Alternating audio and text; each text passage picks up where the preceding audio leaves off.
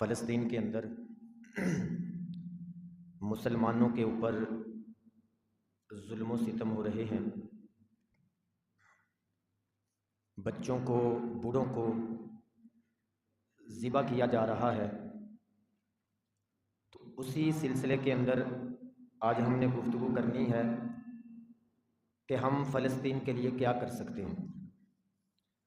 سب سے پہلے یہ یاد رکھ لیں کہ فلسطین وہاں پر مسلمانوں کا قبلہ اول ہے، بیت المقدس ہے، جس طرف منہ کر کے نبی کریم صلی اللہ علیہ وآلہ وسلم 17 ماہ تک نمازیں پڑھتے رہے۔ اسی وجہ سے یہ تمام امت کا مشترکہ اثاثہ ہے۔ اور پھر اس کے بعد یہاں پر انبیاء کرام علیہم السلام کثرت کے ساتھ آئے ہیں۔ حضرت ابراہیم علیہ السلام تشریف لائے، حضرت اسحاق علیہ السلام، حضرت یعقوب علیہ السلام، حضرت یوسف علیہ السلام، حضرت موسیٰ علیہ السلام، حضرت یحییٰ علیہ السلام، حضرت زکریا علیہ السلام، اور بنی اسرائیل کے جو آخری پیغمبر تھے حضرت عیسیٰ علیہ السلام۔ حضرت عیسیٰ علیہ السلام تک یہ فلسطین کا علاقہ انوار نبوت سے جگمگاتا رہا ہے، اور پھر 70,000 تقریباً انبیاء کرام علیہ السلام کی وہاں پر قبریں بھی ہیں۔ اور پھر نبی کریم صلی اللہ علیہ وآلہ وسلم ایک تو اس طرف منہ کر کے نمازیں بھی پڑھتے رہے، اور دوسرے نمبر پر نبی کریم صلی اللہ علیہ وآلہ وسلم وہاں پر تشریف بھی لے کے گئے۔ معراج کی رات مسجد اقصیٰ کے اندر جو فلسطین میں ہے، وہاں پر نبی کریم صلی اللہ علیہ وآلہ وسلم نے تمام انبیاء کو نماز بھی پڑھائی، اور پھر وہاں سے ہی معراج کا سفر بھی شروع ہوا۔ اب فلسطین سے یہ جو ہمارا رشتہ ہے، یہ اتنا مضبوط رشتہ ہے کہ تاریخ کے اندر 88 سال کے علاوہ 88 سال کے علاوہ باقی جتنے بھی سال گزرے ہیں، فلسطین کے اندر پرچم محمدی جگمگاتا رہا ہے۔ نبی کریم صلی اللہ علیہ وآلہ وسلم کا پرچم وہاں پر لہراتا رہا ہے۔ اب بات یہ ہے کہ فلسطین کا مسئلہ کیا ہے، وہاں پر یہ ظلم ہو کیوں رہا ہے۔ ہم میں سے اکثر لوگوں کو یہ بھی کوئی نہیں پتا کہ وہاں پہ ظلم ہو کیوں رہا ہے۔ یہ ہے پتا کہ وہاں پہ اتنی قتل و غارت ہو رہی ہے، لوگ ذبح ہو رہے ہیں، 3,000 تو بچے ہی ذبح ہو گئے یہ 14 دنوں کے اندر اندر۔ اس کی وجہ کیا ہے؟ اس کی وجہ ہے فلسطین اور اسرائیل۔ اسرائیل بھی ایک ملک ہے، ان دونوں کی آپس کے اندر جنگ ہو رہی ہے۔ کس مسئلے کے اوپر ہو رہی ہے، یہ مسئلہ آپ نے ذہن میں بٹھانا ہے۔ جنگ عظیم جب ہونے والی تھی نا، اس سے پہلے یہ یہودی، اسرائیل کے اندر یہودی رہتے ہیں، اس ملک کے اندر یہودی رہتے ہیں۔ یہودی بھی غیر مسلم ہیں، نبی کریم صلی اللہ علیہ وسلم کو نہیں مانتے۔ جرمن کے اندر یہودی رہتے تھے۔ جنگ عظیم سے پہلے ہٹلر نے آ کر نہ وہاں سے ان کا صفایا شروع کیا، ان کو قتل کرنا شروع کیا۔ یہ شروع سے ہی یہ قوم بڑی چلاک، بڑی شرارتی اور بڑی بے حیا اور ناشکری قوم شروع سے ہی ہے۔ آپ اندازہ کریں کہ اس قوم کے جو ہاتھ ہیں وہ انبیاء کے خون سے رنگے گئے ہیں، یعنی انہوں نے انبیاء کو بھی نہیں چھوڑا۔ کئی انبیاء کرام علیہ السلام کو ان یہودیوں نے معاذ اللہ قتل کیا ہے۔ اتنی شرارتی قوم ہے، اور مدینے سے بھی ان کو نکالا گیا تھا ان کی شرارتوں کی وجہ سے۔ اب اس نے ان کا صفایا شروع کیا، ہٹلر نے، بڑے یہودی اس نے قتل کیے، اور باقی اس نے نا تھوڑے سے یہودی چھوڑ دیے، ان کو نہیں قتل کیا۔ اور اس نے ایک پیغام دیا لوگوں کو، آنے والے لوگوں کو ہٹلر نے پیغام دیا کہ لوگوں میری بات یاد رکھنا، میں سارے بھی قتل کر سکتا تھا، جتنے یہودی تھے میں سارے قتل کر سکتا تھا، لیکن میں نے سارے قتل نہیں کیے، چند چھوڑ دیے ہیں تاکہ آنے والے وقتوں میں لوگوں کو پتہ چلتا رہے کہ میں نے ان کو قتل کیوں کیا تھا۔ آنے والے وقتوں میں لوگوں کو خود ہی اب ہم اندازہ ہو رہا ہے، ہمیں خود اندازہ ہو رہا ہے۔ اب جو باقی بچے تھے نا، ان کو اس نے جرمن سے نکال دیا، ہٹلر نے۔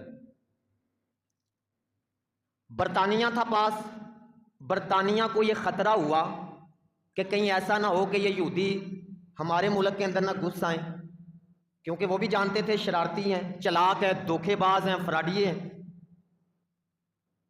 اور ادھر آ کے ہمارے ساتھ شرارتیں شروع کر دیں گے یہ۔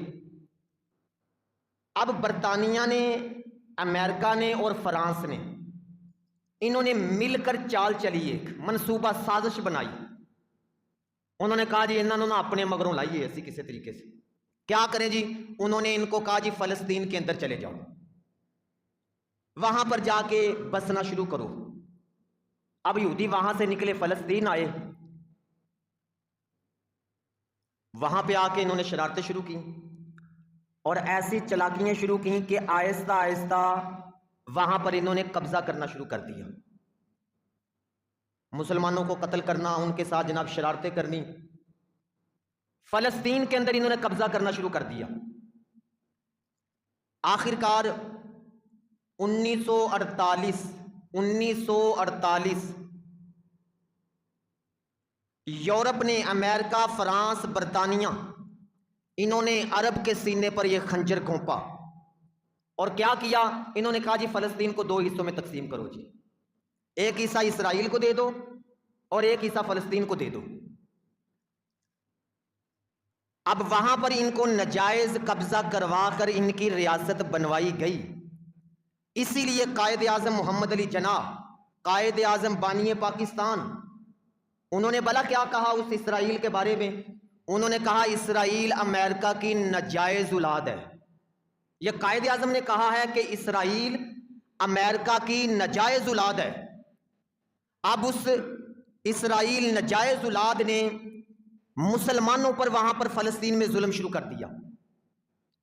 یہ اب نہیں ہوا، بھلے آپ سمجھے کہ بس یہ 14 دنوں کے اندر ہو رہا ہے، 70 سال ہو گئے، 70 سال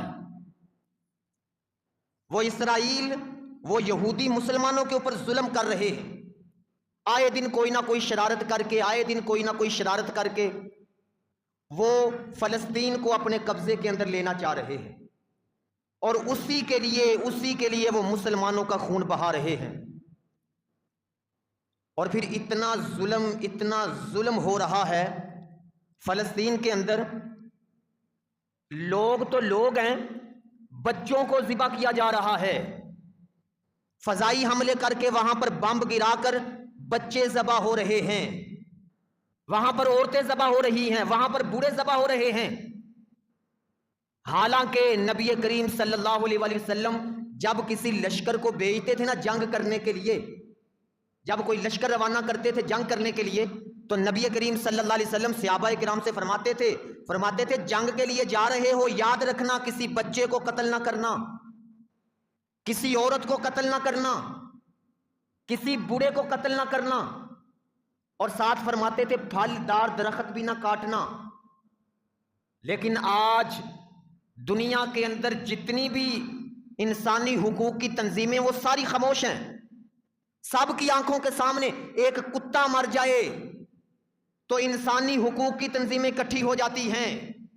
آپ نے دیکھا جڑاوالا کے اندر کیا ہوا تھا، عیسائیوں کے ساتھ معاملہ ہوا تھا نا، عیسائیوں کے ساتھ، اور وہ معاملہ بنا مسلمانوں کا، عیسائیوں کا، جو بھی وہ غلط تھا، جو بھی تھا، اس کے بارے میں ہماری گفتگو نہیں ہے۔ ہماری گفتگو یہ ہے کہ اس ایک واقعے کے اوپر سب وزیر وہاں پر گئے، وہاں پر بڑے بڑے لوگ وہاں پر ان کی ہمدردیوں کے لیے گئے، لیکن آج فلسطین کے اندر بچے ذبح ہو رہے ہیں۔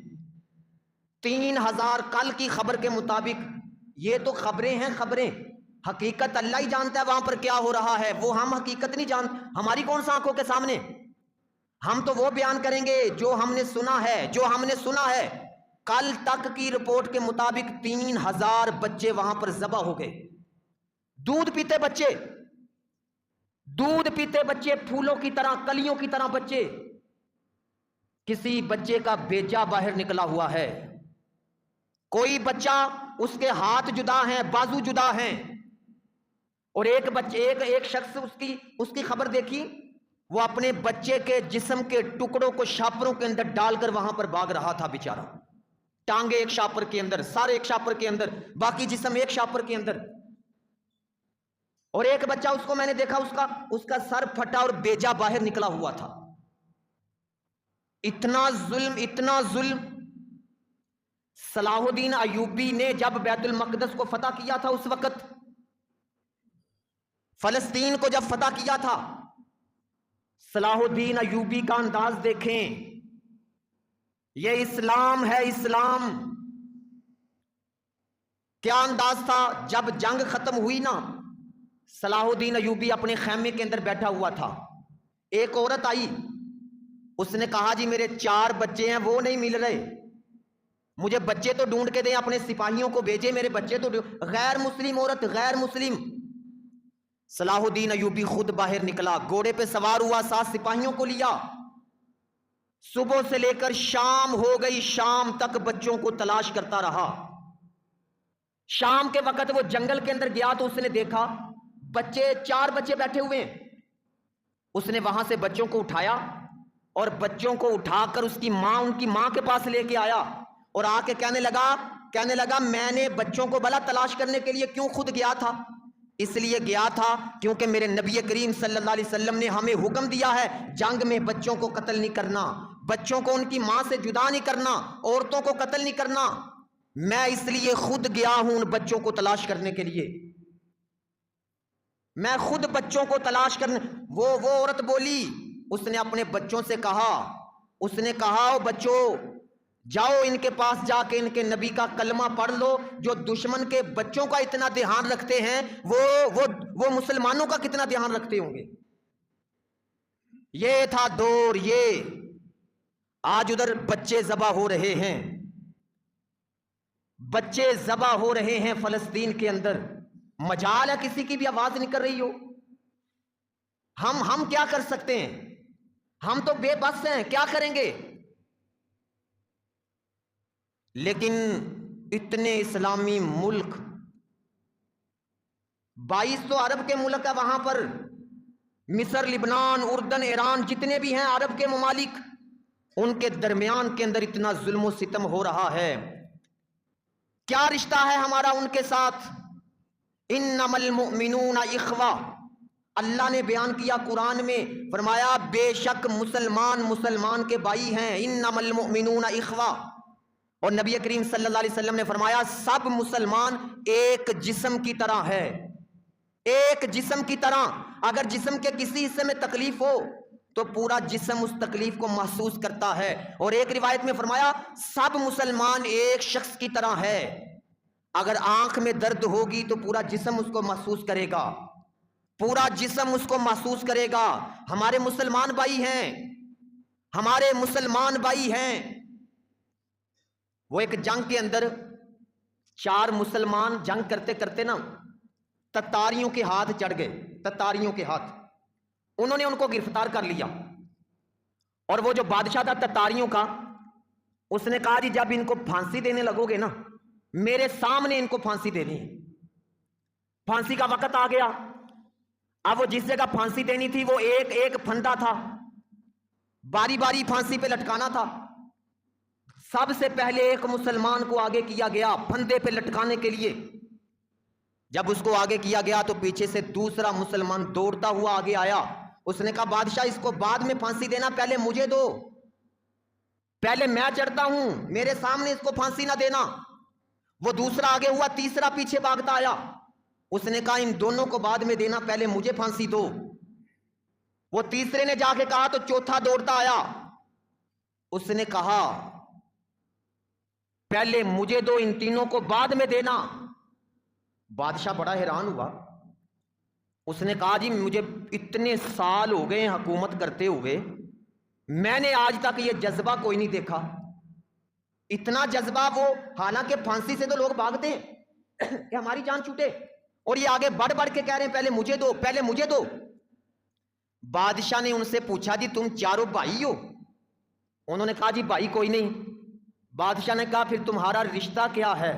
انہوں نے کہا ہمارا رشتہ یہ ہے، ہمارا اللہ ایک ہے اور ہمارا نبی ایک ہے۔ اقبال نے اس کو بیان کیا، منفعت ایک ہے اس قوم کی، نقصان بھی ایک۔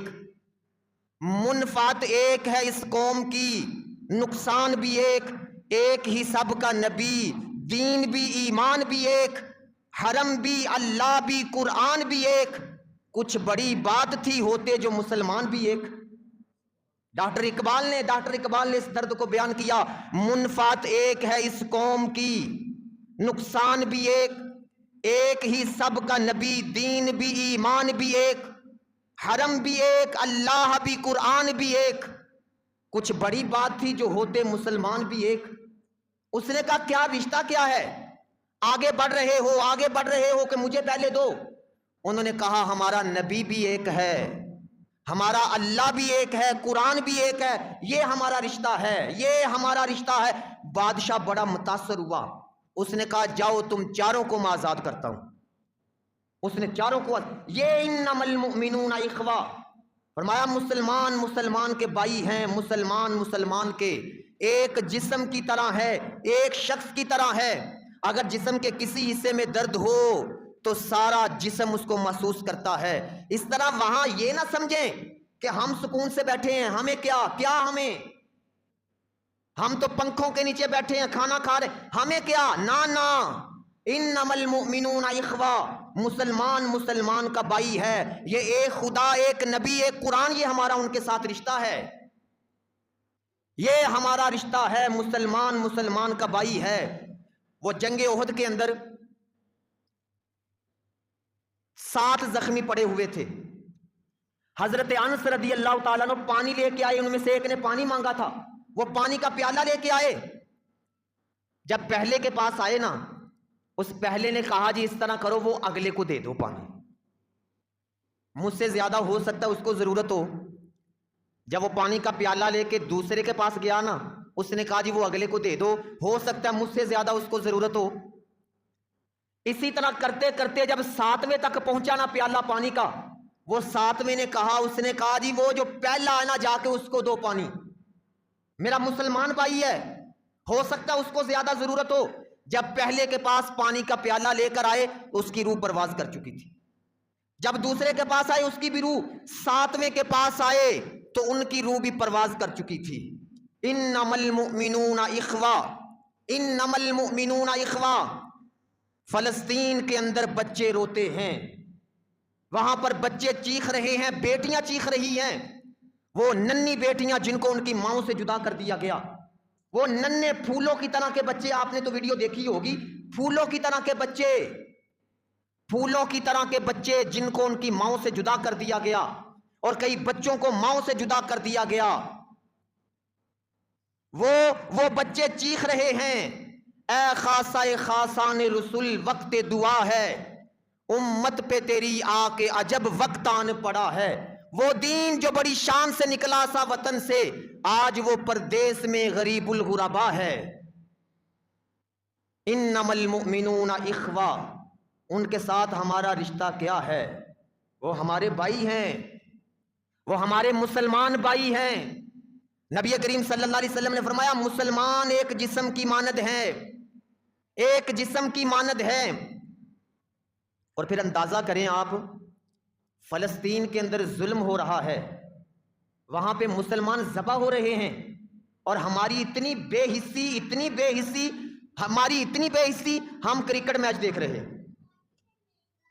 اتنی بے حسی ہماری، ادھر مسلمان ذبح ہو رہے ہیں، اور یہاں پر انڈیا کے گانے سنے جا رہے ہیں، وہاں مسلمان ذبح ہو رہے ہیں، یہاں پر ڈانس پارٹیوں کا اہتمام کیا جا رہا ہے، وہاں پر مسلمان ذبح ہو رہے ہیں، اور ہم اتنی بے حس قوم بڑی سکرینیں لگا کر قوم کو کرکٹ میچ دکھا رہے ہیں۔ حالانکہ یہ وقت تھا قوم کے اندر غیرت پیدا کرنے کا، یہ وقت تھا قوم کو بتانے کا کہ ہمارے مسلمان ذبح ہو رہے ہیں۔ اور ہماری قوم اتنی سیدھی سادی، وہ کرکٹ کا کھلاڑی جناب وہاں پہ کھڑا ہو کے آواز لگا رہا ہے جی میں آج کی کھیل فلسطین کے نام کرتا ہوں. وہ کیا کریں گے اس کھیل کو فلسطین والے؟ جو تم اس کے نام کر رہے وہ کیا کریں گے؟ وہ اس کھیل کا کیا کریں گے جو گراؤنڈ میں کھڑا ہو کے اعلان کر رہا ہے کہ آج کی کھیل، آج کی جیت میں ان کے نام کر رہا ہوں. اتنی بے حس قوم. اور پھر اندازہ کریں کتنی مصیبتیں ہمارے اوپر آئی ہوئی ہے. ابھی کرونا سے ہم بڑی مشکل سے چھوٹ کے آئے ہیں. 3-3.5 سال ملک بند رہا، معیشت تباہ ہو گئی، گھروں کے گھر تباہ ہو گئے، لوگوں کے کاروبار تباہ ہو گئے. ہم نے کیا سیکھا؟ ہم نے کیا سبق لیا اس سے؟ کرونا گیا، آگے پھر ہمارے اوپر سیلاب کا عذاب آ گیا. سیلاب کے اندر قوم غرق ہو گئی. اتنا نقصان ہوا، اتنا نقصان ہوا، لاکھوں کا کئی گھر اس کے اندر ڈوب گئے، گاؤں کے گاؤں صفاستی سے مٹ گئے. کیا سیکھا ہم نے؟ ابھی وہ مسئلہ ختم ہوا ہی تھا کہ آگے ہمارے اوپر مہنگائی کا بمب گرا دیا گیا. کھانا کھانے سے ترس رہے ہیں. کیا سیکھا ہم نے ان چیزوں سے؟ کیا سیکھا ہم نے؟ کیا سبق لیا؟ اتنی بے حس قوم، اتنی ہم بے حس قوم، ہم نے کیا سیکھا اس سے؟ کیا سبق لیا ہم نے؟ ہماری شکل و صورت، ہمارے کام، ہماری وضاحت ساری یہود و نصارہ کی طرح. کیا سیکھا ہم نے؟ ہم نے اس سے کیا حاصل کیا؟ کب سمجھیں گے ہم؟ کب سمجھیں گے؟ آئیں ارادہ کریں یار، اپنی زندگیوں کو بدل کر اسلام کو غالب کرنے کا ارادہ کریں. جب تک اسلام غالب نہیں ہوگا، جب تک اسلام غالب نہیں ہوگا، ہم اسی طرح اپنی آنکھوں کے سامنے اپنے بچے ذبح ہوتے دیکھیں گے. ہم اسی طرح اپنی آنکھوں کے سامنے اپنے بزرگوں کو ذبح ہوتے دیکھیں گے.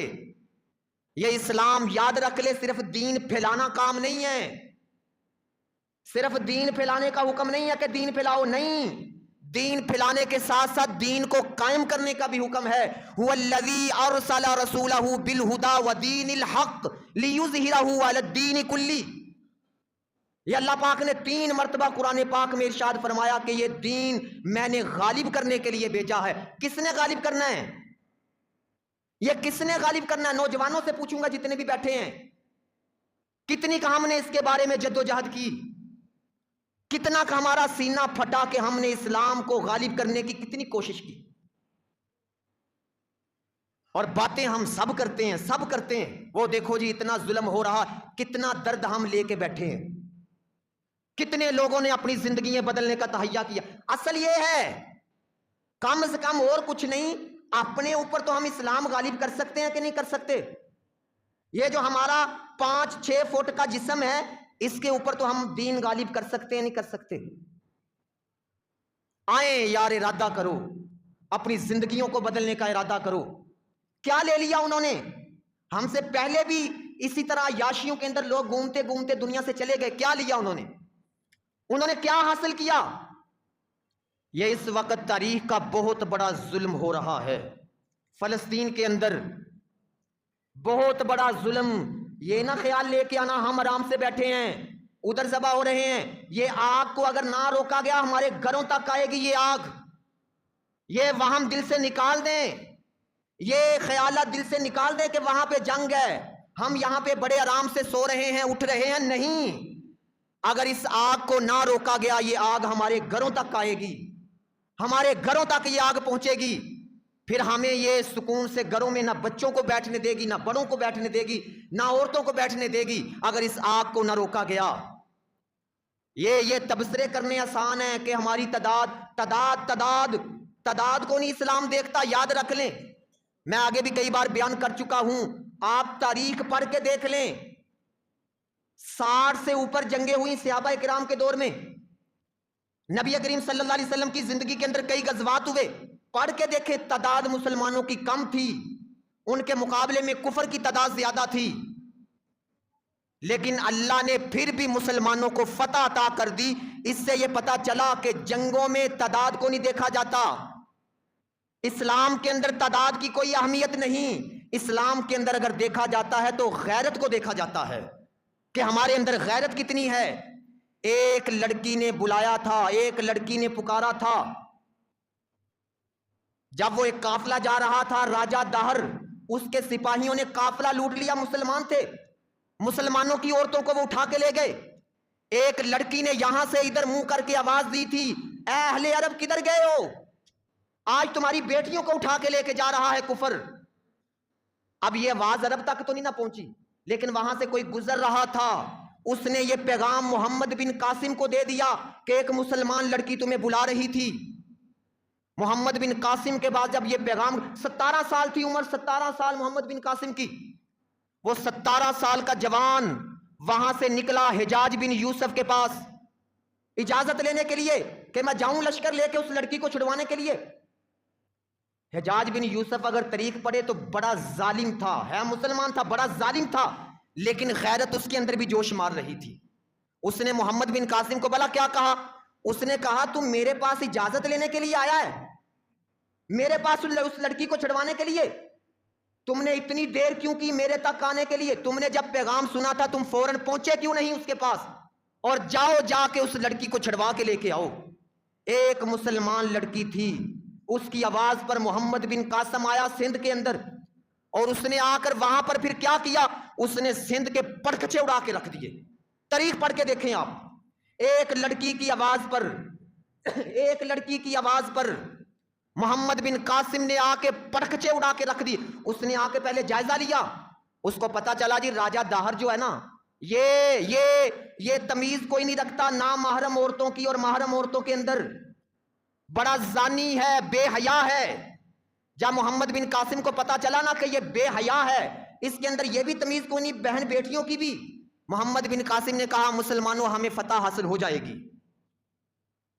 پھر ایک بیٹی کی پکار پر محمد بن قاسم نے پورے سندھ کے پرکھچے اڑا کر وہاں پر اسلام کا نفاذ کیا۔ آج کتنی بیٹیاں بلا رہی ہیں، کتنی، ایک ایک بات سب نے سوچنی ہے جا کے، آج نہیں بلکہ سوچتے رہنا ہے۔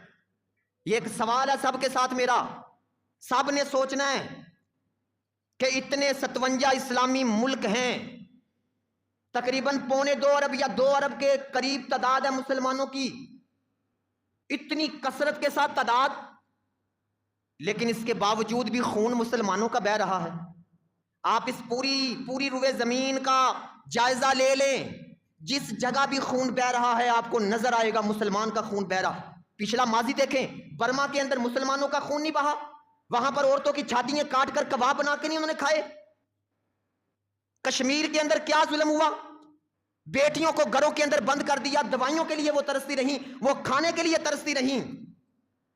جدھر بھی دیکھو، شام کے اندر، ملک شام کے اندر، اس کے علاوہ اور کئی عرب ممالک کے اندر، انڈیا کے اندر مسلمانوں کا خون بہا، اتنی تعداد ہونے کے باوجود۔ سوال یہ ہے کہ کیوں مسلمانوں پر آخر ظلم کیوں ہو رہا ہے، کیوں ہو رہا ہے؟ یہ سوچو بچار سب نے کرنی ہے، سب نے یہ سوچو بچار کرنی ہے۔ نبی کریم صلی اللہ علیہ وسلم اس کا جواب پہلے ہی دے گئے تھے، فرمایا ایک زمانہ آئے گا جب سارا کفر جمع ہو کے مسلمانوں پر ٹوٹ پڑے گا۔ وہ اس طرح ٹوٹے گا جس طرح کھانے والے برتن پر لوگ جمع ہوتے ہیں۔ صحابہ کرام نے عرض کی یا رسول اللہ صلی اللہ علیہ وسلم کیا اس وقت مسلمانوں کی تعداد نہیں ہوگی، کم ہوں گے؟ فرمایا مسلمان کثرت کے ساتھ ہوں گے، ان کی بہت تعداد ہوگی، لیکن اتنی تعداد ہونے کے باوجود بھی وہ سیلاب کے اوپر جاگ کی طرح ہوں گے۔ صحابہ کرام نے عرض کیا یا رسول اللہ صلی اللہ علیہ وسلم اس کی کیا وجہ ہے؟ نبی کریم صلی اللہ علیہ وسلم نے فرمایا اس کی وجہ یہ ہے 2 بیماریاں تمہارے اندر آ جائیں گی، 2 بیماریاں۔ ایک بیماری فرمایا دنیا کی محبت تمہارے اندر آ جائے گی، اور فرمایا دوسرے نمبر پر تمہارے اندر موت کی نفرت آ جائے گی۔ دیکھ لے خون مسلمانوں کا۔ اب ہم کر کیا سکتے ہیں؟ سوال تو یہ، بے بس روزانہ خبریں سن رہے ہیں، اندر ہمارا کھولتا ہے، ہمارے اندر جذبات ہے، کیا کریں؟ بے بس ہیں، کیا کر سکتے ہیں؟ 4 کام جو ہم کر سکتے ہیں، ان میں سے پہلا کام اپنے بچوں کو گھروں کے اندر فلسطین کے بارے میں آگاہی دیں۔ ہمارے بچوں کو نہیں پتا یہ معاملہ کیا ہے، کئی بڑوں کو کوئی نہیں پتا۔ یہ ارض فلسطین، یاد رکھ لے، فلسطین کا مسئلہ نہیں ہے، عرب کا مسئلہ نہیں ہے، پورے اسلام کا مسئلہ ہے، پورے اہل اسلام کا مسئلہ ہے۔ منفعت ایک ہے اس قوم کی، نقصان بھی ایک، منفعت ایک ہے اس قوم کی، نقصان بھی ایک، اللہ بھی ایک، نبی بھی ایک، قرآن بھی ایک۔ یہ ارض فلسطین کا مسئلہ صرف ان کا نہیں، سب کا مسئلہ ہے۔ اپنے بچوں کو اس سے آگاہ کریں، ان کو بتائیں، اور دوسرے نمبر پر ہر بندہ اپنی آواز جس طرح بھی بلند کر سکتا ہے کرے۔ सोशल मीडिया के ऊपर करे, वैसे जैसे जैसे कर सकता है अपनी आवाज बुलंद करे। और तीसरे नंबर पर ये काम तो हर बंदा ही करे ना, लाजमी अपने अंदर ये जज्बा रखें। आपके अंदर ये जज्बा होना चाहिए, या अल्लाह मुझे ताकत दे, मैं अपने मुसलमान भाइयों का बदला लूं, मुझे तो मैं बेबस हूं, लेकिन या अल्लाह मेरी जान भी हाजिर, मेरा माल भी हाजिर, मेरी औलाद भी हाजिर है तेरे दीन के लिए। ये जज्बा हर नबी करीम सल्लल्लाहु अलैहि वसल्लम ने फरमाया, जिस बंदे के दिल में शहादत का जज्बा नहीं, आरजू नहीं शहादत की, उसके अंदर मोमिन का दिल ही नहीं, मुनाफिक का दिल है। ये हर बंदे के अंदर जज्बा हो, है हम बेबस, लेकिन हमारी ये कैफियत तो होनी चाहिए, हमें ये दर्द होना चाहिए ना कि इस्लाम को गालिब करने का दर्द हम अपने अंदर रखें। और चौथे नंबर पर आखिरी काम, जितना भी हो सकता है जिनको अल्लाह ने नवाजा है माल से, या जितने भी इदारे फलस्तीन के लिए पैसा जमा कर रहे हैं, फाउंडेशनें जितनी भी हैं जो वहां पर सही काम कर रही हैं, उनका पता करके उनको अपना माल दें, ताकि और कुछ नहीं, इस वक्त उनको पाई पाई की जरूरत है। वहां पे वो दवाइयों की वजह से परेशान है, अस्पतालों के अंदर यकीन माने, कल मैं एक वीडियो देख रहा था, लाशें वो जख्मी लोगों को लोडर रक्षों के ऊपर रख के बेचारे लेके जा रहे थे, इतने कमजोर हो चुके हम। इसलिए जो जिसको अल्लाह ने ताकत दी है, अपना माल खुल खिला के उनकी मदद करें, जो फाउंडेशनें बनी हैं उनको अपना माल दे, जो भी दे सकते हैं उनको दें, ताकि वहां तक पहुंचे। और हमारे मुसलमान भाई हैं, अल्लाह पाक की बारगाह में उनके लिए दुआ भी करें, हर बंदा गिड़गिड़ा के अल्लाह की बारगाह में दुआ करे।